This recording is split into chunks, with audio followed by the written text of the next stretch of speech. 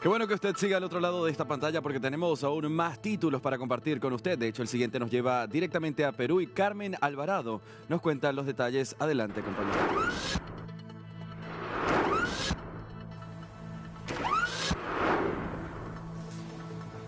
Muchas gracias por el pase, Andy, y seguimos actualizando la información aquí en DNews a través de las pantallas de DirecTV, porque donde está DNews está también la noticia. Y me encuentro con un protagonista, por cierto, podríamos decir que es uno de los periodistas más reconocidos del Perú y que es especialista en Martín Vizcarra. ¿Y por qué me encuentro con él? Precisamente tenemos que hablar de este exmandatario. Ha ocurrido muchísima información, los intocables de la corrupción, también hoy en la comisión permanente del Congreso de la República se ha admitido este informe y se ha aprobado con respecto al caso de Richard Swing. De todo eso vamos a hablar a continuación, pero por favor permíteme presentar a mi invitado. ¿Cómo estás, Carlos Paredes? Hola, ¿cómo estás? Un gusto comentar contigo, Carmen. Igualmente, gracias por estar con nosotros. Por cierto, Carlos Paredes es un reconocido periodista peruano, también ha escrito este libro, El perfil del lagarto. Después vamos a hablar por qué se le denomina a Martín Vizcarra el lagarto, que por cierto ha aprovechado muy bien a través de las redes sociales, incluso este muñequito, el lagartito, ¿no? Que puede ser un poco hasta sarcástico, pero bueno, de eso también vamos a hablar. Pero también Carlos Paredes es director periodístico del dominical Contracorriente por Willax. Bueno, ahora sí vamos a abordar los temas, los intocables de la corrupción. Tú que has investigado y conoces mucho también de estas pesquisas en contra del mandatario, ¿te parece que tiene todos los elementos necesarios? Y te lo pregunto, porque él ha salido en todos los medios de comunicación a decir que solamente hay un colaborador eficaz, que se trataría precisamente de Karen Roca, su archienemiga ahora, porque era su archiamiga, ¿no? Cómo pasan los tiempos y bueno, las circunstancias cambian, pero lo cierto es que más colaboradores eficaces, incluso estamos hablando de un actor principal, Alcides Villafuerte, que se va a convertir en colaborador eficaz y eso puede ser muy grave para él. Sí, Carmen, es verdad que el expresidente Vizcarra en su defensa salió a decir que solo se trata de una serie de calumnias de su ex mujer de confianza, la señora Karen Roca, que trabajó con él desde que fue gobernador de Moquegua, y que solo hay eso. Y te debo contar, porque he visto el expediente reservado, que esta investigación se inicia por otro caso que se denuncia en el gobierno de Pedro Castillo, el caso de Puente Tarata, ¿no? Pasan los meses, los fiscales de FICOT, este equipo especial de lucha contra la corrupción del poder, van al penal de Ancón porque uno de los empresarios involucrados en Puente Tarata decide acogerse a la ley de colaboración. Y cuando está declarando sobre Puente Tarata, dice, oye, pero esto no es nada nuevo. En el Perú se ha hecho esto en el pasado reciente, y empieza a contar su experiencia como empresario extorsionado por una banda que era dirigida, según él, por el propio expresidente Vizcarra. Cuando se ha ido dando detalles, los fiscales consideraron que esto merecía una investigación paralela, y es por eso que Marita Barreto, la fiscal que coordina este equipo, designa al doctor José Luis Quispe Changanaqui como fiscal encargado de este caso, que ellos lo etiquetan como los intocables de la corrupción, porque efectivamente para la opinión pública peruana da la impresión de que Martín Vizcarra es intocable. Claro, y sobre todo según este organigrama es la cabecilla de esta organización, valga la redundancia, criminal, ¿no? Porque es importante mencionar que no es el único mandatario, tenemos a varios mandatarios en delitos de corrupción, en investigaciones, que es muy lamentable también para nuestra clase política, pero que estamos un poco acostumbrados a esto. Ahora, retomando el caso de Martín Vizcarra, de lo que podría venir estos nuevos escenarios, teniendo en cuenta el caso Richard Swing, es otro agregado, otro adicional a lo que ya conocemos. Richard Swing, contratado por más de 150.000 soles durante el mandato de Martín Vizcarra, a través del Ministerio de Cultura, como incluso un cargo donde aparecía como asesor, bufón, no se sabe muy bien cuál era el papel, sí, pero fue muy irónico y podríamos decir hasta algo sui generis en la política peruana, el papel que tuvo Richard Swing, y recién la Comisión Permanente del Congreso ha aprobado esto. El presidente Vizcarra tiene alrededor de 16 acusaciones constitucionales. Una de ellas es la que se acaba de aprobar hoy día en la subcomisión, que tiene que ver con este personaje histriónico, sí, ¿no? Que tuvo contratos en el Ministerio de Cultura que hoy se cuestionan, ¿no? Sí.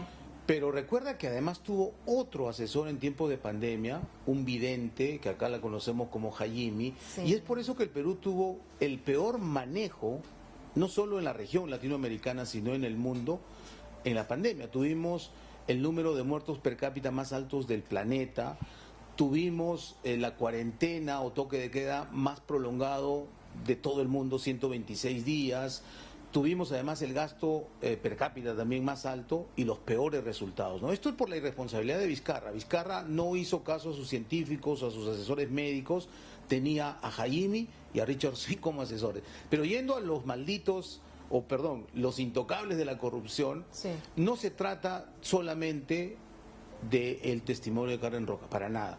Hay 5 colaboradores eficaces, de los cuales 2 son empresarios extorsionados y 3 parte de la organización, lo que yo diría sus subordinados, ¿no? Y como hemos visto todos los peruanos, ha habido plata en efectivo. En un primer caso 243.000 soles y en otro $500.000 de soles que se han entregado en efectivo, en escenas que parecen sacadas de la película El Padrino, ¿no? Y todos apuntan a Vizcarra. ¿Por qué? Porque esta es una organización jerarquizada. Vizcarra colocó a los operadores en el puesto estratégico que les permitió extorsionar a los empresarios. Yo he conversado con varios de ellos y con sus representantes legales y nos decían, Villafuerte, que es este personaje que hoy se ha acogido a la ley de colaboración, iba y decía con la misma sangre fría que tiene Vizcarra, esto es así, si ustedes no pagan el 3.5% de soborno, no van a tener la obra, ¿no? Y eso es lo que está investigando el Ministerio Público en este momento. Y eso es muy importante, 3.5%, y aparece también en esta resolución de más de 500 hojas que nosotros también hemos tenido acceso, hemos leído, porque de pronto todo indicaba, o todo parecía ser que había una colaboración eficaz, como lo decía Martín Vizcarra, pero no, si uno lee atentamente, son varios personajes. Y ahora, la gran pregunta que nosotros también le hacíamos al propio exmandatario Martín Vizcarra era si tenía temor, miedo, preocupación, si pues toda esa cúpula o este organigrama se acogía a colaboración eficaz, y ya lo están haciendo. ¿Va a caer o no va a caer Martín Vizcarra? Esa es la gran pregunta que nos hacemos los peruanos, porque claro, hemos visto, tú hablabas de los expresidentes, todos, por mucho menos, han tenido presión preventiva y hasta uno se quitó la vida para evitar ser fotografiado en calidad de detenido, ¿no?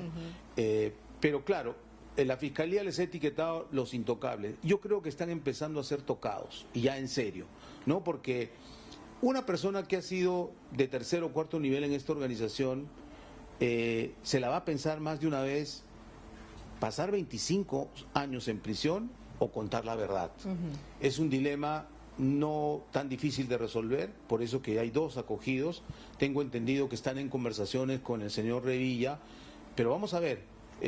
Yo creo que hoy sí ha tocado la puerta de Vizcarra, porque lo que se sostiene en tesis fiscal es que la mayor parte de esta coima o corrupción, digamos, dinero pedido a los empresarios, llegaba a Palacio de Gobierno, al despacho presidencial con Vizcarra, y él ordenaba que se apagaran las cámaras de seguridad por el ingreso de una puerta Perú, y además que no se registre al visitante que llevaba con un maletín y en algunos casos con un tubo portaplanos llenos de dinero en efectivo, ¿no? Eso lo ha ratificado una testigo protegida, y también hay testimonios que coinciden.